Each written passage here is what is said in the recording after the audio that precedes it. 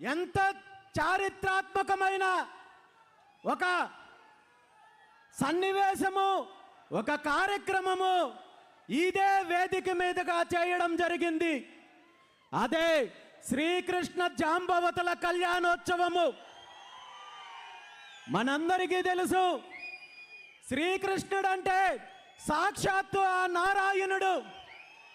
భవిష్యత్తు తరాలకు, భవిష్యత్తు యుగాలకు భగవద్గీతను అందించిన దేవదేవుడు మాత్రమే కాదు, ఆనాటి దోపర యుగంలోనే భవిష్యత్తులో కులాల మధ్య చిచ్చులు రేపడతారు, కుట్రలు పన్నుతారు, కుతంత్రాలు పన్నే స్వార్థపరులు కలియుగంలో రాజకీయాల రూపంలో, రాజకీయ నాయకుల రూపంలో వస్తారని తెలిసి ఆనాడే శ్రీకృష్ణుడు మొట్టమొదటిసారిగా కులాంతర వివాహాలకు నాంది పలికి ఒక సామాజిక చైతన్యానికి పిలుపునిచ్చారనే విషయాన్ని మనందరికీ తెలియజేయాలనే ఉద్దేశంతో ఈరోజు ఈ వేదిక సాక్షిగా శ్రీకృష్ణ జాంబవతుల కళ్యాణోత్సవము నిర్వహించామని